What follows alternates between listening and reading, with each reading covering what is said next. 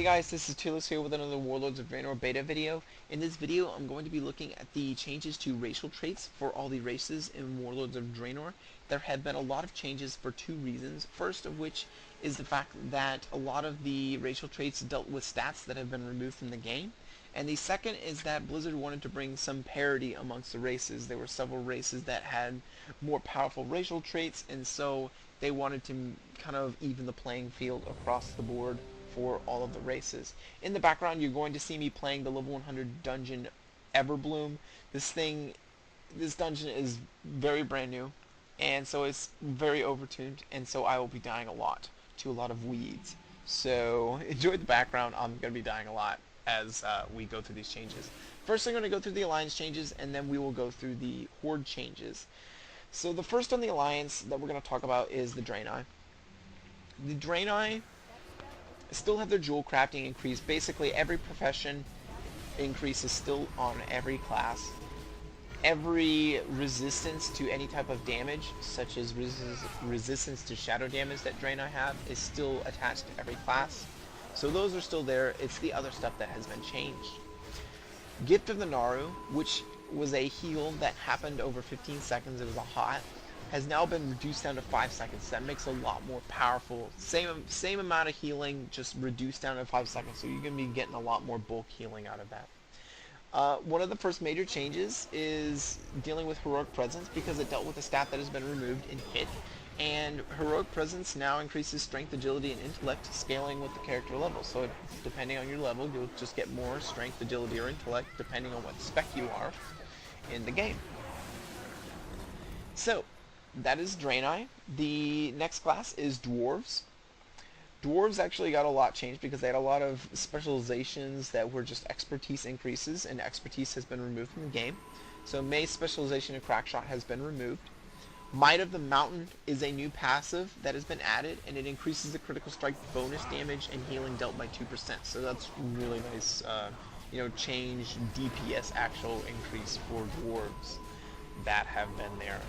Keep in mind that a lot of these, upgrades, if you see a lot of upgrades in, little bits of damage, it's to kind of keep pace with some of the classes that already had that damage increase, like trolls with their berserking and so forth. So that's why these are being brought in. Probably the biggest change to Dwarves, though, is the new Stone Form, which Stone Form now removes magic and curse effects in addition to poison, disease, and bleed effects, along with reducing damage by 10% for 8 seconds. It basically is a Cloak Shadows for Dwarves. It's awesome. Huge PvP buff. I think that all Dwarves will love taking this, and I think you will see a lot more Dwarves out there because of this ability. It's not tied to any PvP trinket or anything, so it's great. They still have their resistance to frost damage, and their additional archaeology fragments and surveying faster is still on the dwarven racials. The next race are gnomes. The gnomes have a few changes as well. Expansive Mind used to only increase mana. Well, now they made it so that it actually applies to all the classes. So it increases maximum mana, energy, rage, and runic power by 5% instead of just mana. So that's a nice change. Escape Artist's cooldown has been further reduced down to 1 minute. It's off of the PvP trinket, so you can use it individually, and it's usually just a nice way to get out of roots and so forth. Since they lost Short Blade specialization, which was another expertise ability, they gained Nimble Fingers, which is an ability that increases haste by 1%. So small change there. Some pretty good changes with gnomes, but overall I think Dwarves kind of take the cake right now. The next changes come in the form of humans. Now, humans had Mace specializations, swords specializations, those have both been removed. They also, I believe, had increased Spirit. Since Spirit's a healer-only talent, they didn't really want that either, so that has been removed. And instead they've replaced it with the Human Spirit, that's the original name of the spell. It's now been redesigned. It now increases versatility, scaling with character level. I believe at level 100 I had 100 versatility. So versatility is the new stat that increases just everything, like healing, damage, absorption, uh, reduction of damage taken. So it's a nice buff overall for humans. If you're wondering why every man for himself is still there, well, because Blizzard has looked at it, and the difference between every man for himself and, for instance, the new Stow form or Will of the Forsaken is the fact that it shares a cooldown with the PvP trinket. You cannot have both. So it's something that you're just going to have to deal with. You know, they can't have those double, you know, standards. They can't use Escape Artist and then right after that use your trinket. That's something that all the other races are able to do that humans are not, because it shares a cooldown with it. So it saves them 1600 honor is basically what that does if you're a PvP. They still have their bonus to reputation gains, just so that you know. The last change for the Alliance races comes from the Night Elves. The Night Elves have changed so that their quickness also increases movement speed by 2%, in addition to increasing dodge stance. So they're the only class that actually has an increased movement speed buff. And I believe the changes to movement speed, it makes it additive, so it'll just stack additively instead of times. It was real complicated before. Now it's a lot easier just adding them together. And they have also gained Touch of a Loon, which is a really interesting one, that it increases haste by 1% at night, and then it increases critical strike by 1% during the day. So it depends on day or night whether or not your buff, what your buff is going to be. I don't know how popular this is going to be. It's nothing but a buff for Night Elves, because Night Elves really didn't have a damage buff, and that's why they were given that, because to bring them up to par with all the other classes that have damage buffs, they wanted to, you know, give them something, so that's why Touch of Balloon was added.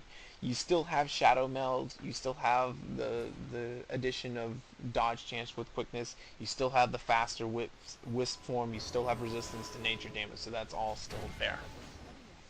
Worgen have not had any of their racials changed, so you can, everything that's still there is still applied to Worgen, so you don't have to worry about that. The Horde have had some changes, and to be honest, a lot of them are nerfs. The Blood Elves are the first. Enchanting skill is still there. Resistance to arcane damage is still there. They have changed, or brought in, I can't remember. They have brought in Arcane Acuity, I believe. Arcane Acuity, excuse me for my pronunciation, is a new racial passive that basically increases your critical strike chance by 1%. So there's a damage buff there for them. Arcane Torrent now restores more resources than it did from before. It now restores 20 runic power for Death Knights, up from 15, 1 holy power for Paladins, or 3% mana for the mana classes, up from 2%. So basically that has been buffed. Arcane Torrent, that portion of Arcane Torrent has been buffed. So that's a nice little change there for Blood Elves. And actually they got buffed compared to the rest of the Horde races to bring them up to line with some that were a little they were outliers. The next change is in Goblins. They have a really small change in that they now have Time is Money. It now grants a 1% increase to haste, up from only attack speed and spell haste. That's really just more of a verbal change for the most part, instead of an actual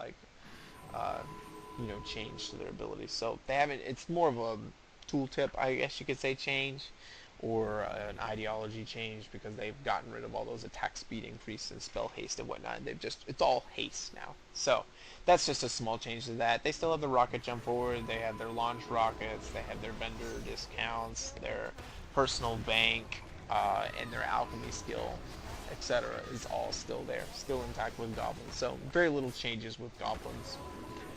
Orcs received some nerfs. They did have some specializations in the axe specialization, and the it was just the axe specialization that was there with the expertise. It did not get replaced, and that is because That's because their enrage that they had was not nerfed. It's basically the trade-off is you no longer, you no longer have that specialization, but at the same time, you're not going to get any buffs to compensate because of that enrage. Command, which was the pet damage increased by 2%, has been cut down to 1%. And hardiness, which was the reduction of stun effects by 15%, has been cut down to 10%. So orcs have been nerfed pretty much across the board on everything they did. Tauren are on the other side of the spectrum, so they got buffs. They still have their herbalism and their speed of herbalizing, picking herbs. I don't even know how you want to pronounce it. Whatever. That's still there. Their resistance to nature damage is still there. They have changed their maximum health increase. They've changed it so that it now increases stamina by an amount scaling with character level, instead of just increasing base health pool by 5%. So, I can't remember what it was. I think it was around 189 at level 100. So, that's what you can expect out of the change to that ability, to endurance. Brawn is a new racial passive that increases critical strike, bonus damage, and healing done by 2%. Exactly like dwarves. Once again, this is to bring Tauren in line with orcs with their, abilities, etc. Or trolls, which we'll get to in a second. So, nothing but some buffs there for Tauren. Moving on to trolls. Trolls got hit with the nerf bat big time. They lost their expertise with ranged weapons, but they didn't get anything to compensate for it. Beast slaying, it used to increase damage against beasts by 5%. Well, now it just increases experience earned from killing beasts by 20%. So you lost flat 5% damage on beasts right there. Berserking, which increased haste by 15%, by 20%, is now been cut down to 15%. So another nerf there. Trolls got nerfed bad, just like orcs. They're trying to bring some parity across the line, and so that's why trolls got hit. The last change is with undead. Undead, Will of Forsaken's cooldown has been up to 3 minutes from 2 minutes. And that was the removal of fear, sleep, and charm. The reason for this is it was a semi-trinket that was not tied to every man it was not tied to your PvP trinket like every man for himself was. So you could use both of them. And so that is the reason why its cooldown has been increased. It's all parity changes. They can still consume corpses, and they can still drain health, and they are resistant to shadow damage. But that is the major change to Will of the Forsaken.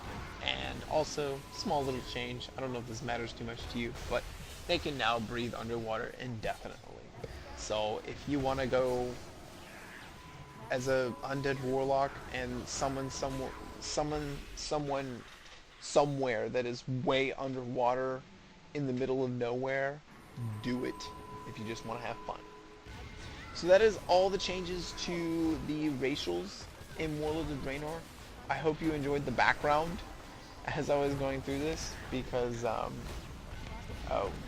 we did get destroyed a lot, so I hope you enjoyed the background, and I will see you guys later in the next video. Taylor's out.